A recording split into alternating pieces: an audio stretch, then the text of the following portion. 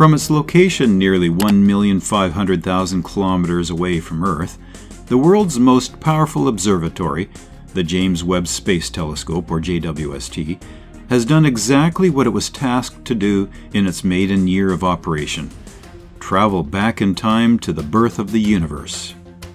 From spotting the first stars born after the Big Bang, to unveiling the atmosphere of exoplanets billions of kilometers away from our solar system, Webb has unlatched the window into the outer depths of the cosmos.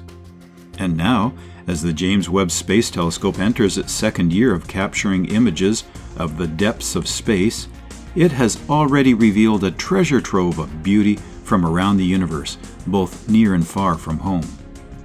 Most recently, the Webb Space Telescope has captured its first ever incredible images of the Whirlpool galaxy, revealing a completely fresh take on the best-looking classic grand design spiral galaxy that measures 77,000 light-years from one side to the other. Join us today as we dig deep into James Webb's first ever real image of the Whirlpool galaxy that will simply blow your mind.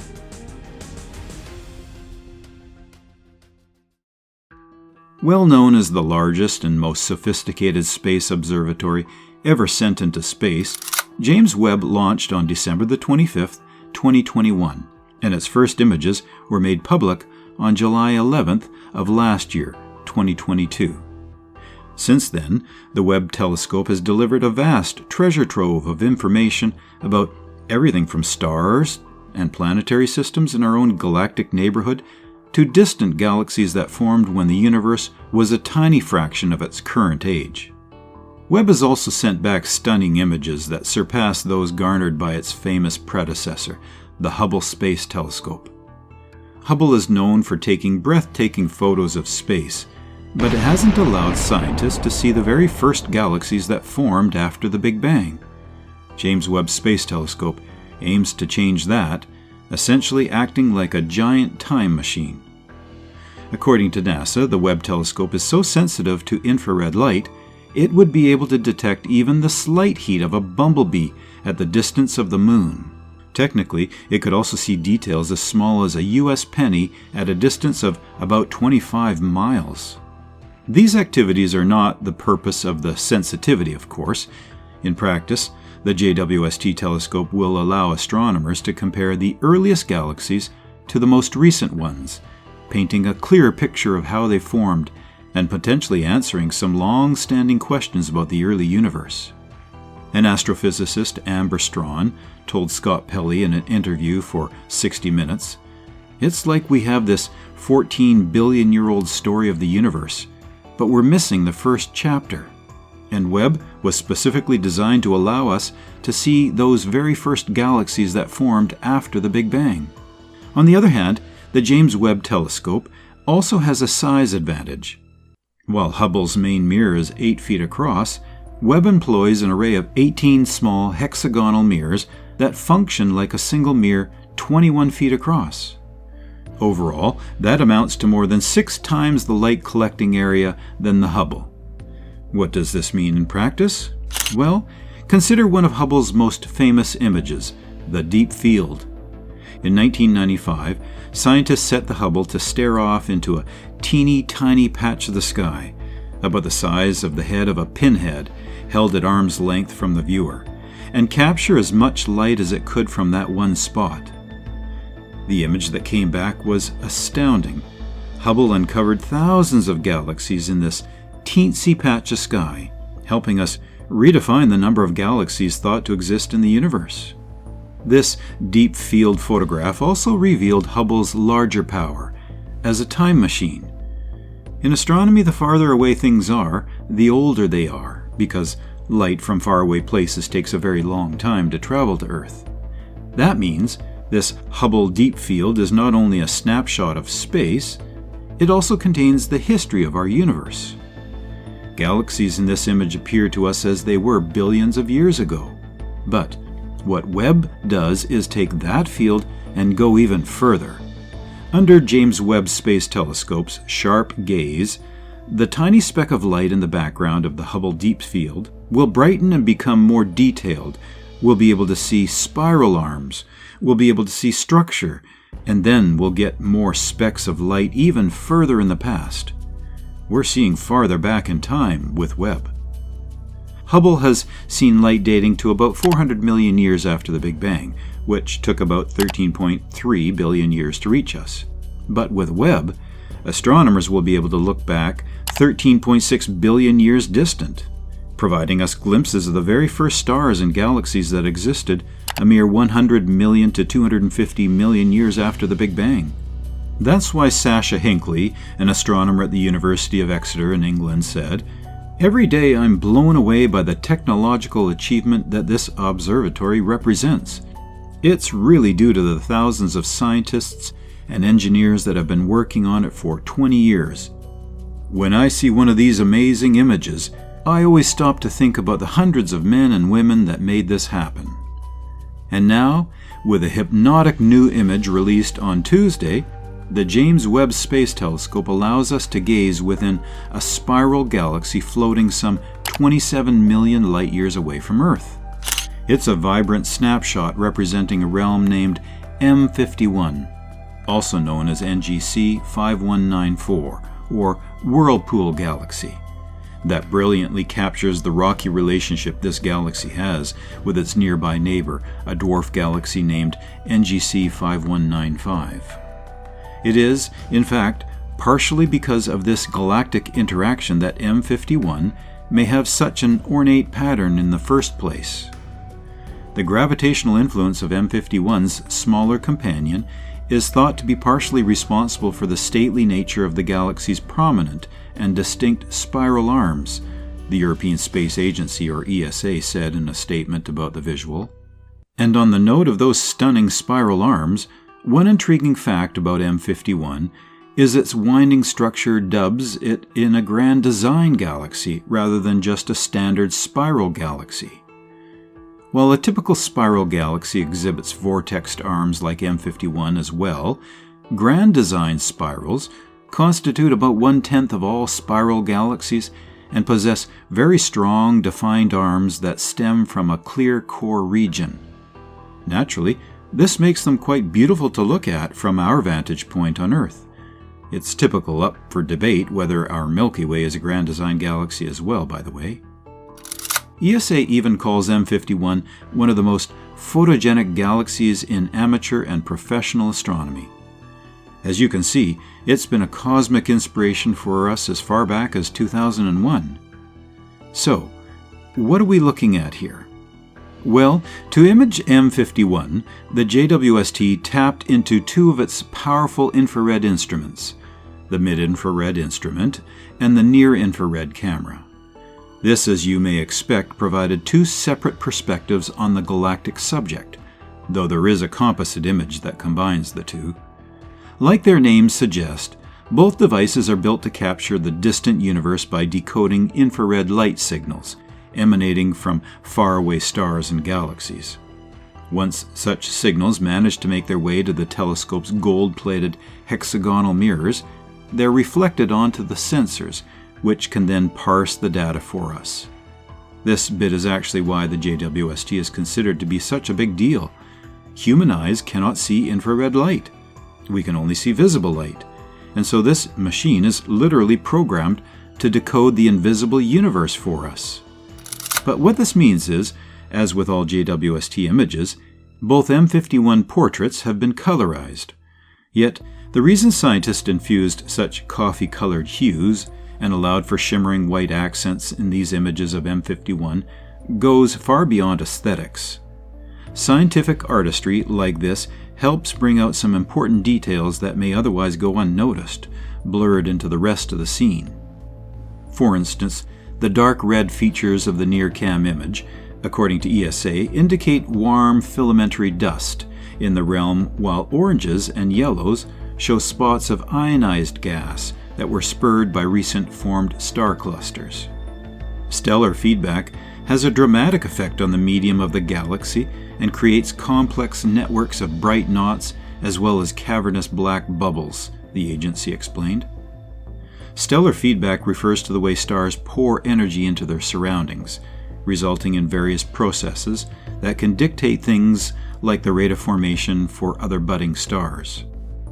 In the Miri-centric image of M51, by contrast, empty cavities and bright filaments appear to alternate, presenting the impression of ripples propagating from the spiral arms.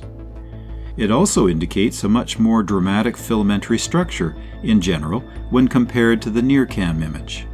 This is because certain light fragments associated with dust grains and molecules, the agency says, illuminate the cold gas of the galaxy. Perhaps a welcome reminder that, despite some minor glitches the JWST team has reported with regard to Miri, the instrument remains in good health. And putting both the Miri and NIRCam images together, scientists developed a composite photo that overlays all of those remarkable nuances. Part of a series of observations known as Feedback in Emerging Extragalactic Star Clusters, or FEAST, these observations, quote, were designed to shed light on the interplay between stellar feedback and star formation in environments outside of our own galaxy, end quote, the agency said. It was 2011 when the Hubble Space Telescope view of M51, taken in the visible light we can see, enticed scientists with its grandeur. Almost poetically, the team behind that Whirlpool portrait stated that, although Hubble is providing inclusive views of the internal structure of galaxies, such as M51, the planned James Webb Space Telescope is expected to produce even crisper images. Well, and here we are. And in another stunning discovery, the James Webb Space Telescope has struck gold once again, earning a rather beautiful new view of the iconic cosmic halo. Approximately 22,000 light-years from where you're sitting lie the Cheerio-shaped remains of a dying star, remnants that form a structure famously known as the Ring Nebula. When we first saw the images, we were stunned by the amount of detail in them. The bright ring that gives the nebula its name is composed of about 20,000 individual clumps of dense molecular hydrogen gas, each of them about as massive as the Earth, Roger Wesson of Cardiff University said in a statement. Not to be confused with one of JWST's very first images, the Southern Ring Nebula, the Ring Nebula, also known as Messier 57, is considered one of the greatest examples of a planetary nebula we have so far. One might argue, however, that planetary nebula is a bit of a misleading term for this light-year-wide spectacle.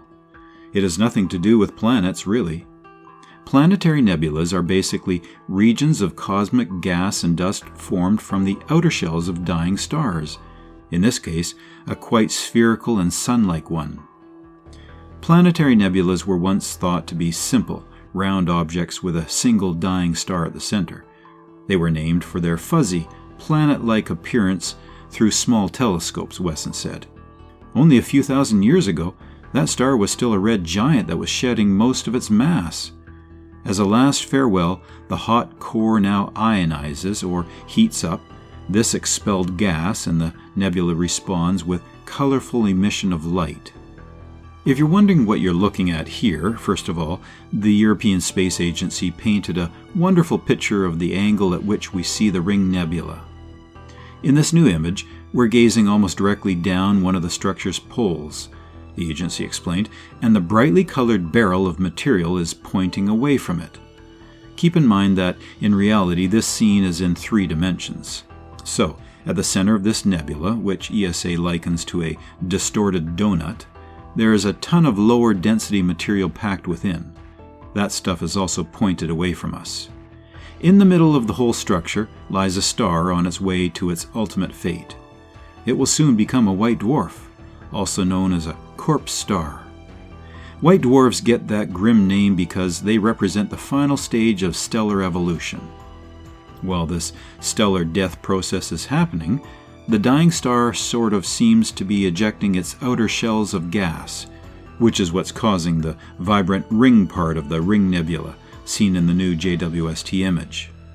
With its state-of-the-art army of infrared sensors, the JWST managed to obtain images that provide, quote, unprecedented spatial resolution and spectral sensitivity, end quote, regarding all that cosmic chaos according to the ESA's statement.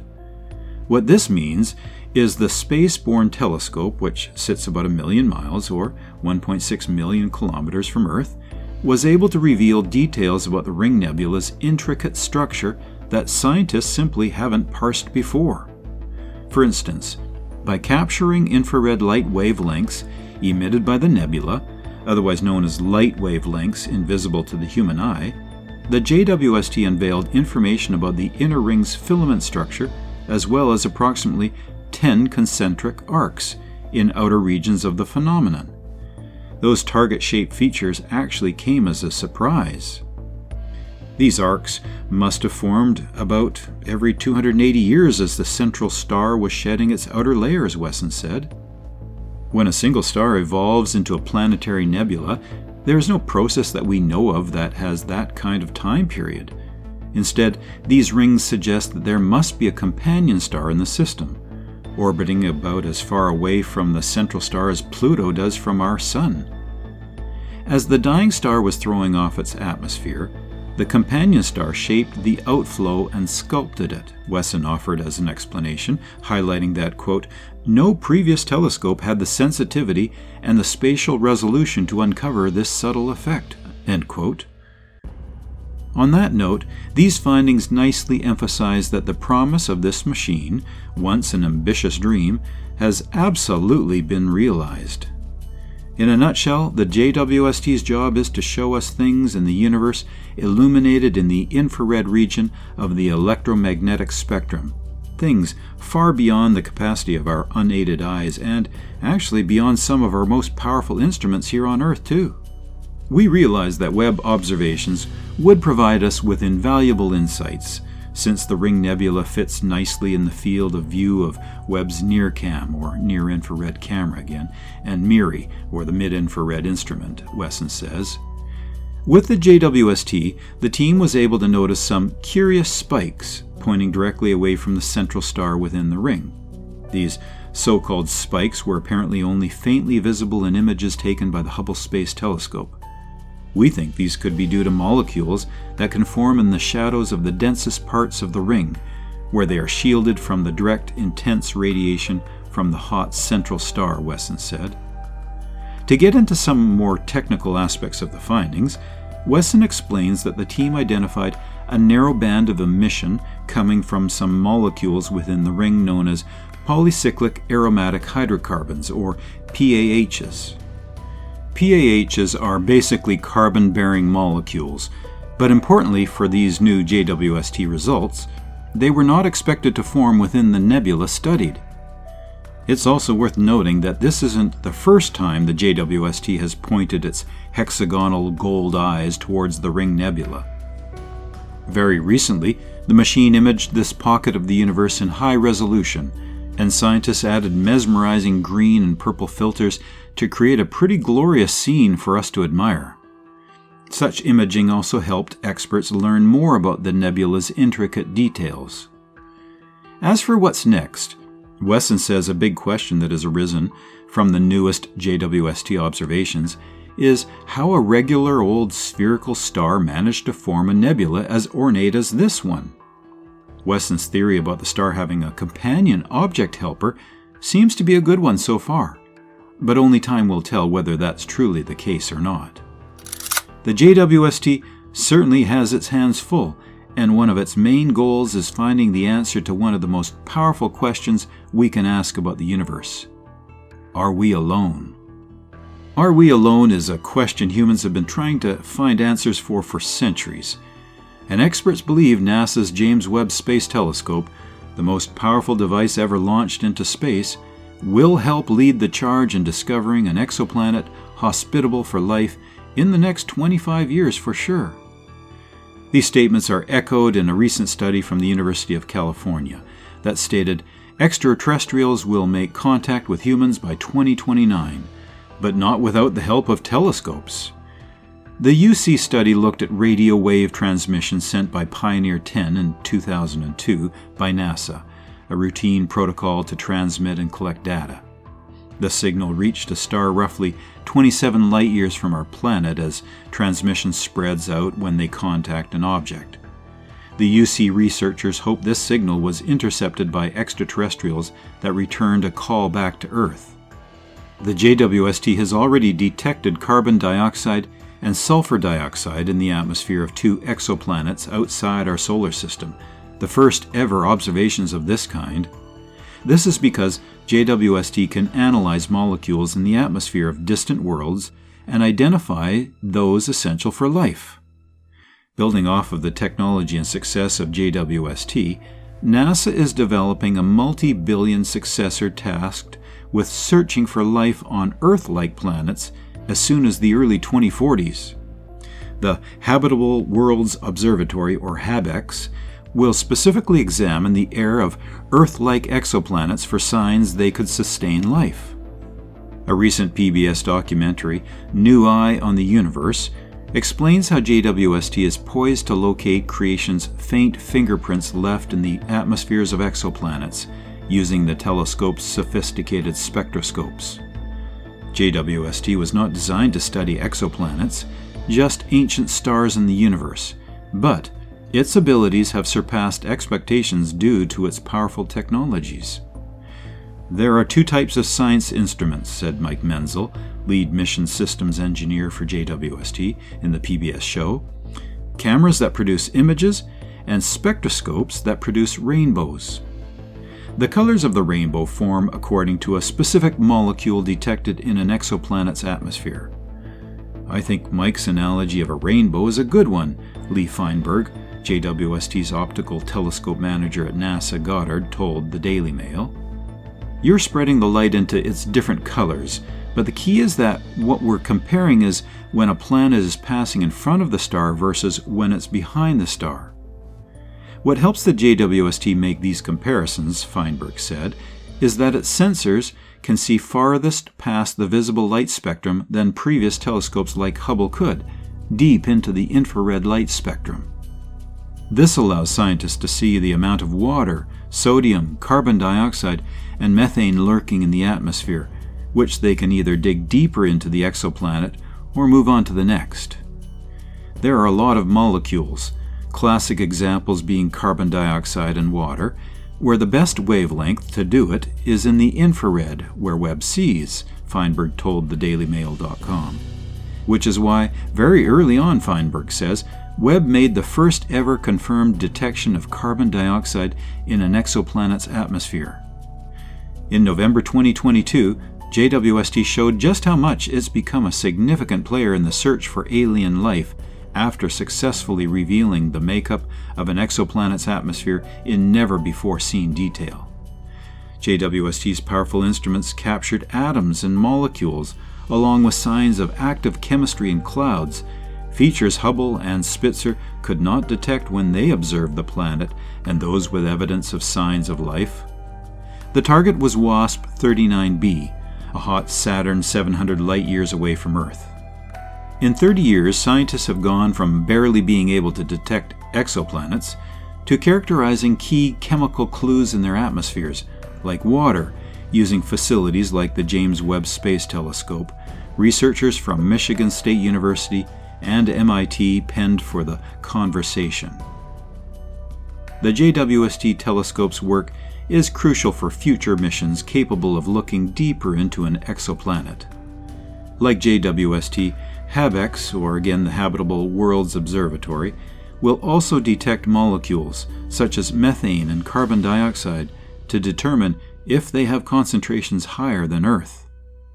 Cambridge scientist Emily Mitchell said, "We've only got one biosignature here on Earth, but if we have in 10 or 20 years, as my optimistic colleagues suggest, thousands of biosignatures, we can start addressing the question of whether we are alone in the cosmos or not." Well, that's all the information we have for you today.